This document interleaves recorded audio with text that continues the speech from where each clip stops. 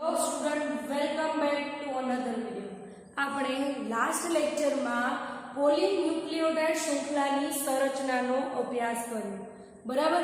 હવે આપણે એ જોવાનું છે કે જે ડીએનએ માં જે ન્યુક્લિયોટાઇડ આવેલા હોય છે, શું આ ન્યુક્લિયોટાઇડની સંખ્યા બધા સજીવોમાં સરખી હોય છે કે અલગ અલગ હોય છે? તો તેનો જવાબ છે કે ન્યુક્લિયોટાઇડની સંખ્યા બધા સજીવોમાં જુદી જુદી હોય છે. આપણે એક્ઝામ્પલ લઈએ તો બેક્ટેરિયા 5 × 174 માં 5386 ન્યુક્લિયોટાઇડની સંખ્યા આવેલી છે. કેટલી હોય છે? 5386. ત્યારબાદ બેક્ટેરિયોફેજ લેમ્ડામાં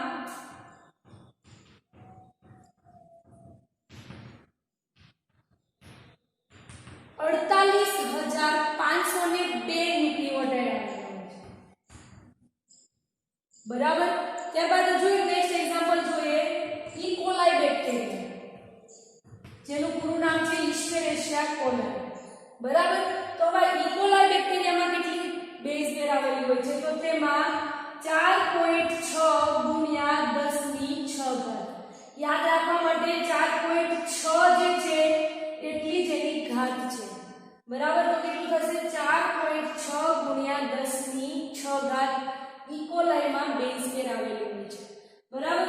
ત્યારબાદ આપણે મનુષ્યનું એક્ઝામ્પલ લઈએ તો મનુષ્યનું એક્ઝામ્પલ જોઈએ તો ડીએનએ કેવું હોય છે? બેવડી કુંડલમય વાળી રચનાનું બનેલું છે.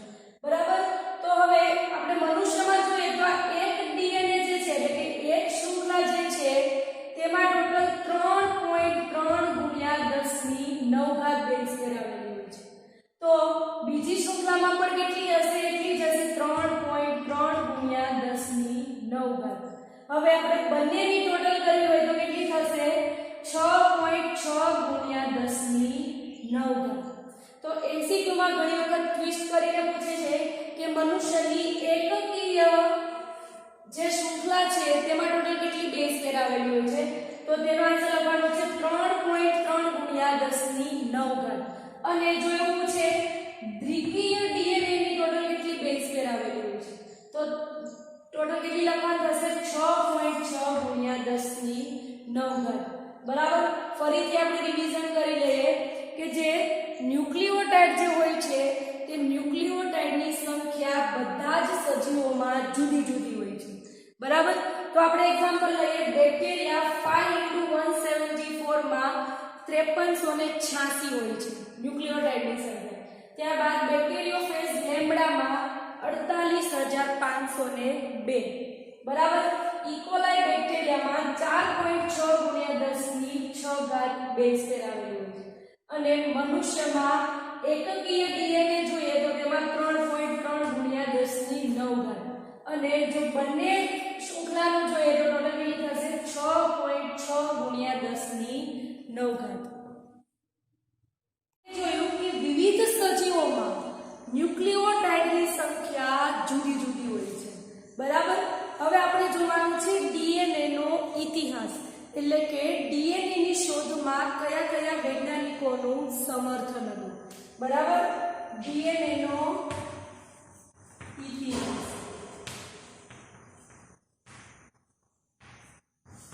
પહેલા આપણે જોઈએ 1869 માં એક ફ્રેડરિક મિશર નામના વૈજ્ઞાનિકે જે શ્વેતકણ હોય છે જેને આપણે ડબલ્યુબીસી પણ કહીએ છીએ, આ ડબલ્યુબીસી ના કોષ કેન્દ્રમાં એક એસિડિક પદાર્થ જોયો. કોણે જોયો? 1869 માં ફ્રેડરિક મિશર નામના વૈજ્ઞાનિકે. શેમાં જોયું? ડબલ્યુબીસી અથવા તો તેને શ્વેતકણ પણ આપણે કહીએ છીએ. આ શ્વેતકણના કોષ કેન્દ્રમાં એક એસિડિક પદાર્થ જોયો.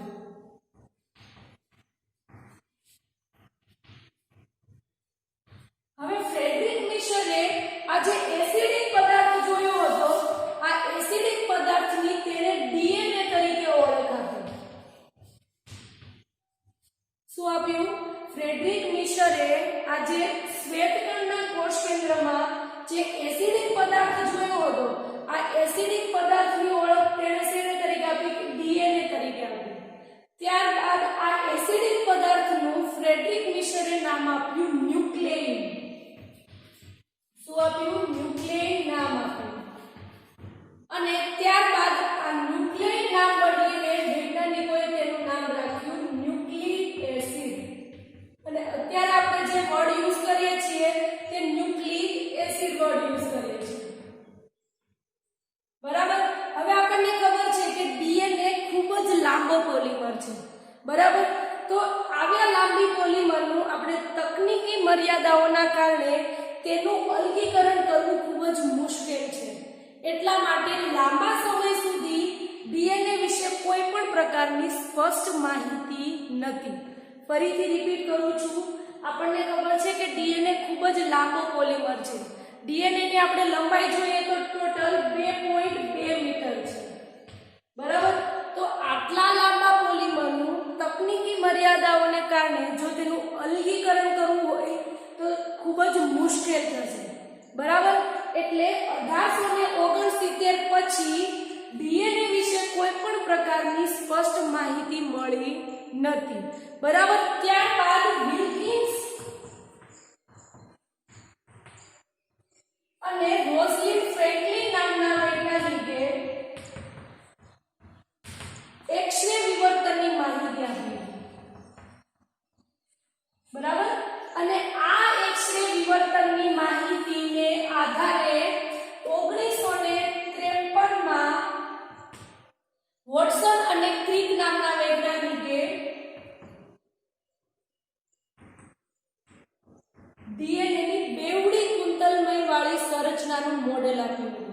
ફરીથી રિપીટ કરું છું, 1869 પછી ડીએનએ વિશે કોઈ પણ પ્રકારની સ્પષ્ટ માહિતી નથી મળી.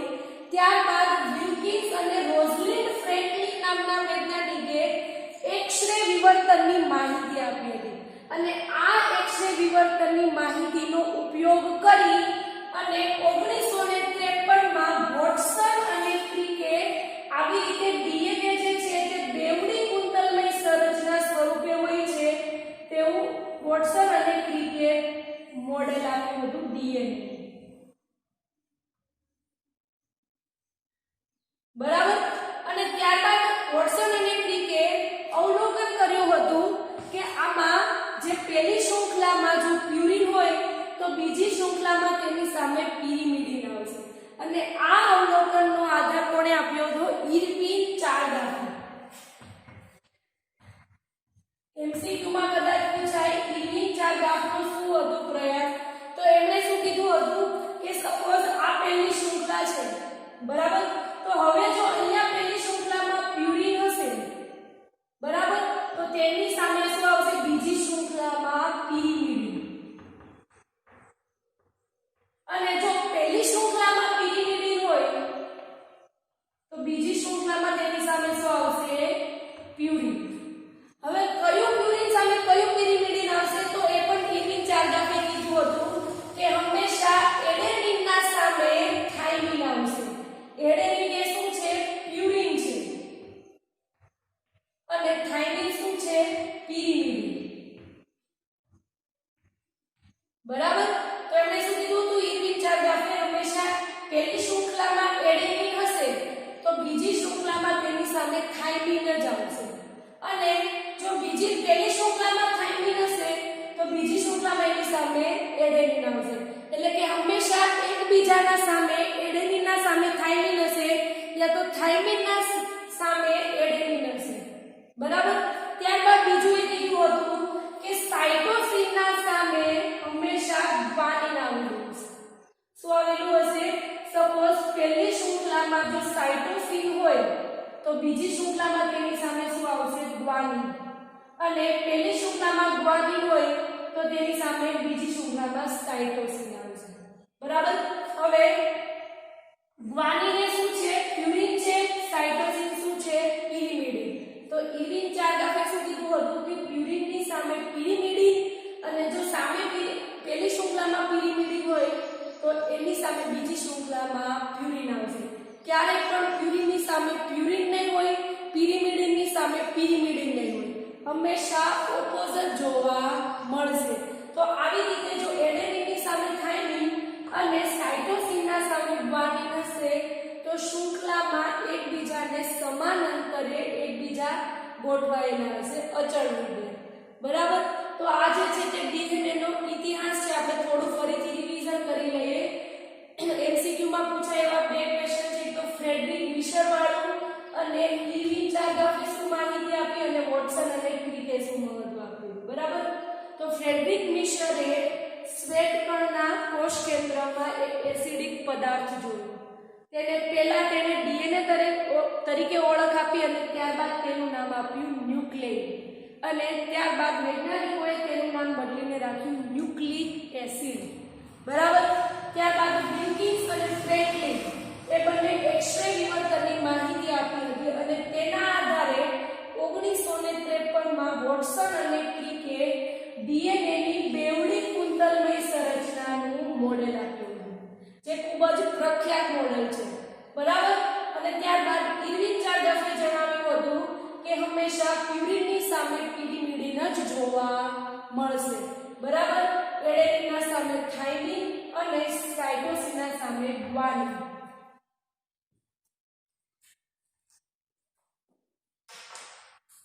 એના ઇતિહાસ બાદ હવે આપણે જોઈએ કે ડીએનએની જે બેવડી કુંતલમય વાળી જે રચના છે તેની ખાસિયત શું છે. શું જોવાનું છે? ડીએનએની બેવડી કુંતલમય રચનાની ખાસિયત.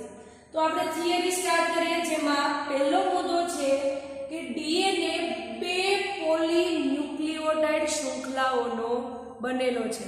બરાબર. તો આકૃતિમાં તમને દેખાય છે કે આ જે છે તે પહેલી પોલીન્યુક્લિયોટાઇડ શૃંખલા છે અને આ જે છે તે બીજી પોલીન્યુક્લિયોટાઇડ શૃંખલા છે. બરાબર. તો ડીએનએ બે પોલીન્યુક્લિયોટાઇડ શૃંખલાઓનો બનેલો છે. હવે તમને આકૃતિમાં દેખાતું હશે કે જે આ ન્યુક્લિયોટાઇડ છે, ન્યુક્લિયોટાઇડ મતલબ કે શર્કરા, નાઇટ્રોજન બેઝ અને ફોસ્ફેટ, આ ત્રણ એકબીજા સાથે જોડાય તેને શું કહેવાય? ન્યુક્લિયોટાઇડ.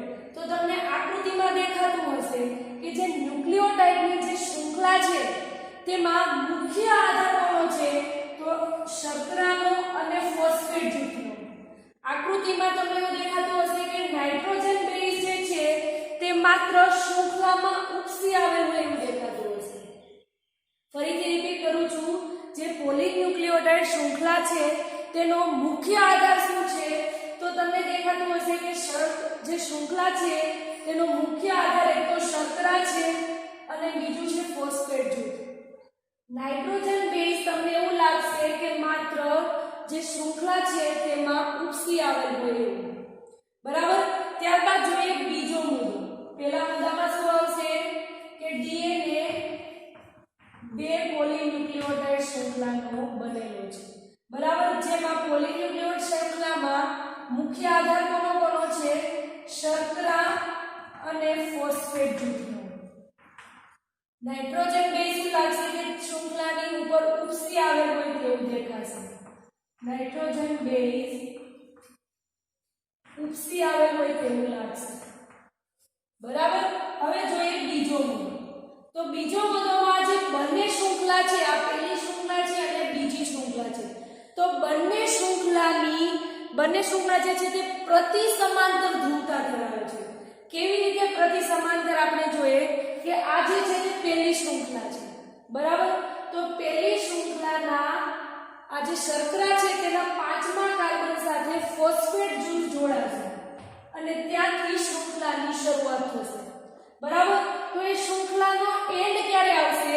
તો એ શૃંખલાનો એન્ડ ત્રીજા કાર્બન સાથે હાઇડ્રોક્સિલ ગ્રુપ જોડાશે અને એ શૃંખલાનો એન્ડ આવશે. તો આ છે પહેલી શૃંખલા. હવે શું કીધું હશે કે બંને શૃંખલા એકબીજાને પ્રતિ સમાંતર છે. એટલે હવે શું થશે? બીજી શૃંખલામાં વિરુદ્ધ થઈ જશે. તો બીજી શૃંખલાની શરૂઆત ક્યાં થશે? ત્રીજા કાર્બનના હાઇડ્રોક્સિલ ગ્રુપથી તેની શરૂઆત થશે અને એન્ડ ક્યારે આવશે શૃંખલાનો? તો 5મા કાર્બન ઉપર ફોસ્ફેટ જૂથ જોડાવાથી શૃંખલા પૂરી થશે. તો જોયું પહેલી શૃંખલાની ધ્રુવતા ક્યાં થઈ? 5 પ્રાઇમ થી 3 પ્રાઇમ. બરાબર. તો હવે બીજી શૃંખલા એની વિરુદ્ધ હશે, કારણ કે બંને શૃંખલા એકબીજાની કેવી છે? પ્રતિ સમાંતર છે. તો બીજાની ભૂમિકા શું થશે? અહીંયા 5 માંથી શરૂ થઈ તો બીજી શૃંખલા 3 થી શરૂ થશે. બરાબર. અને એન્ડ ક્યાં આવશે? 5 પ્રાઇમ થી. બરાબર. તો બીજો મુદ્દો શું થશે કે બંને શૃંખલા પ્રતિ સમાંતર ધ્રુવતા ધરાવે છે.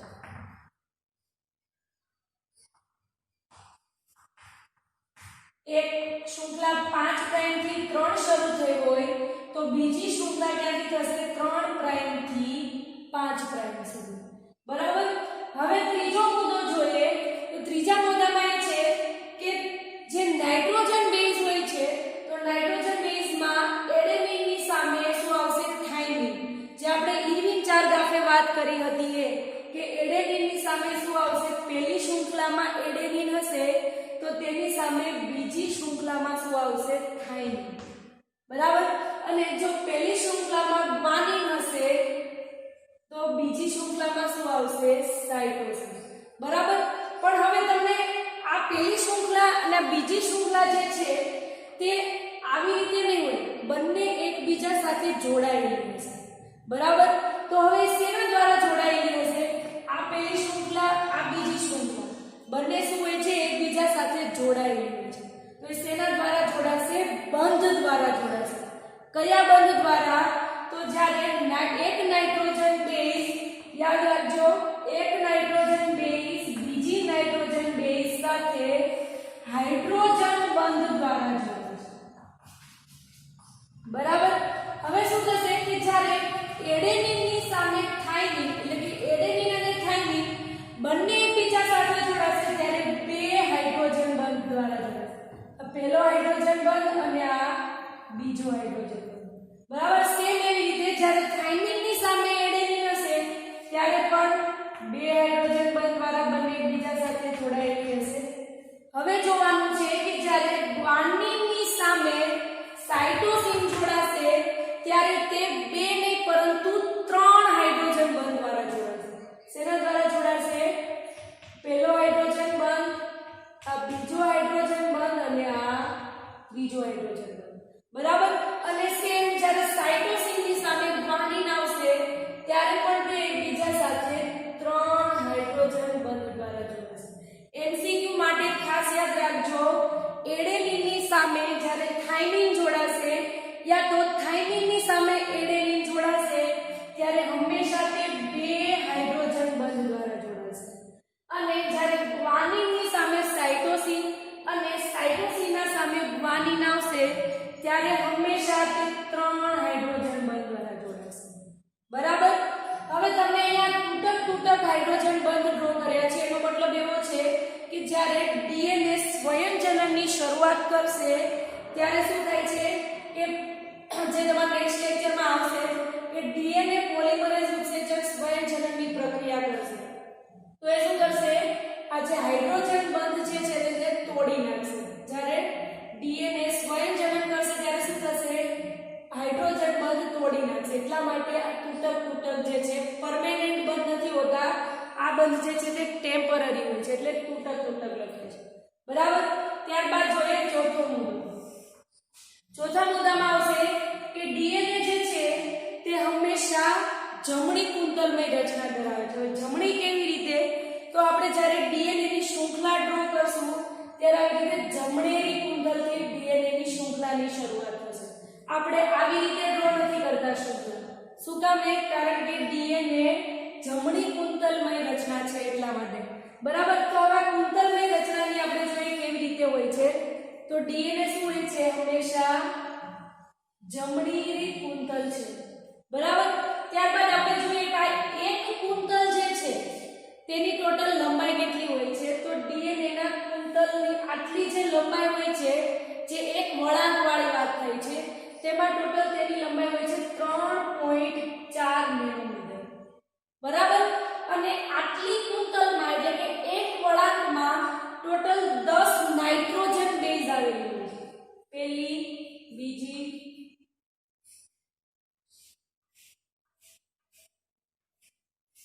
આવી રીતે એક કુંતલમાં ટોટલ કેટલી નાઇટ્રોજન બેઝ આવેલી હોય છે? 10 નાઇટ્રોજન બેઝ. હવે શું થશે, આપણે એક નાઇટ્રોજન બેઝ થી બીજી નાઇટ્રોજન બેઝ વચ્ચેનું અંતર જોવું હોય તો કેવી રીતે માપશું? તો ટોટલ કેટલી લંબાઈ થઈ છે એક કુંતલની? Total 3.4 nanometre.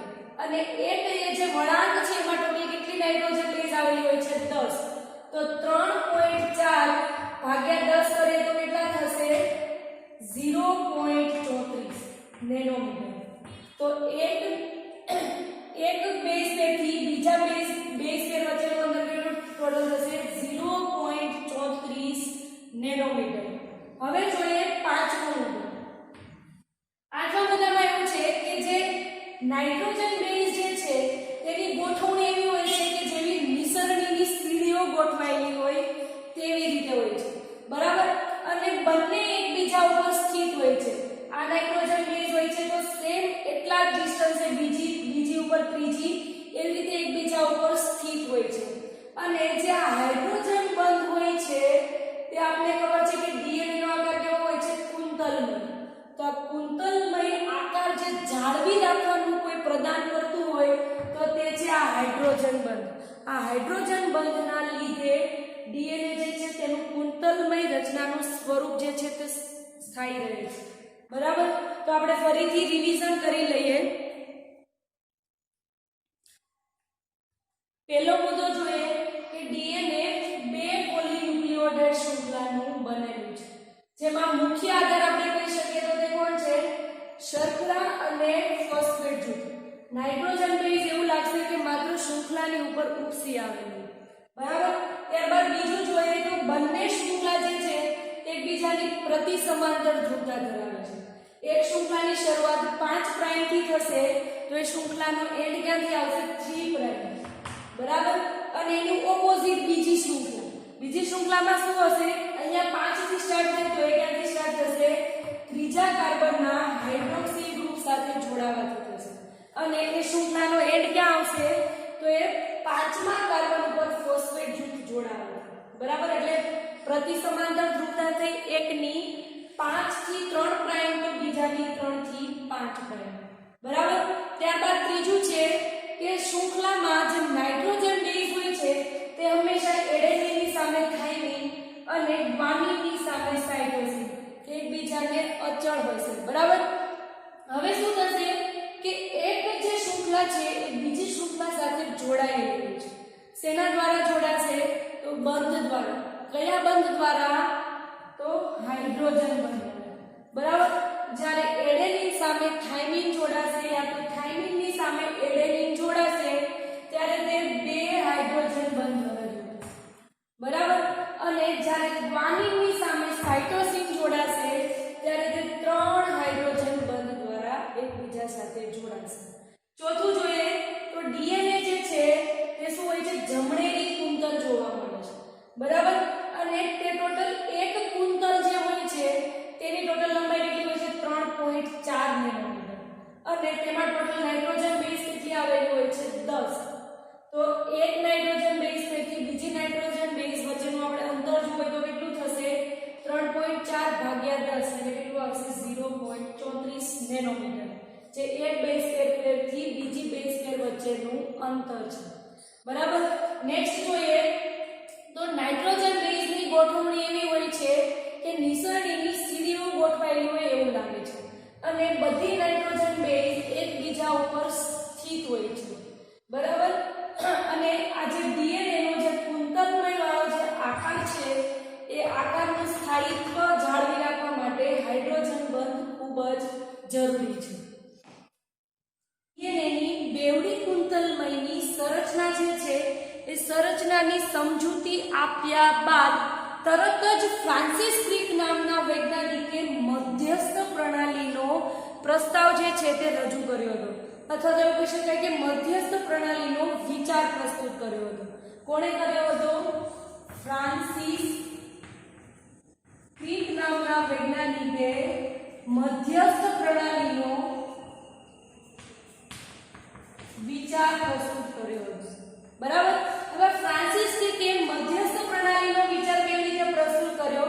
તો એમણે આનુવંશિકતાનો જે પ્રવાહ છે એ કઈ દિશામાં થાય છે જોયું, બરાબર? તો તેમણે કીધું કે ડીએનએ જે છે તે તે પોતાના જેવી જ પ્રતિકૃતિનું નિર્માણ કરે તેને શું કહેવાય? સ્વયંજનન. બરાબર. ત્યારબાદ ડીએનએ માંથી શું થશે? પ્રત્યાંકનની પ્રક્રિયા દ્વારા એમઆરએનએ નું નિર્માણ થશે અને એમઆરએનએ માંથી ભાષાંતરણની પ્રક્રિયા દ્વારા પ્રોટીનનું નિર્માણ.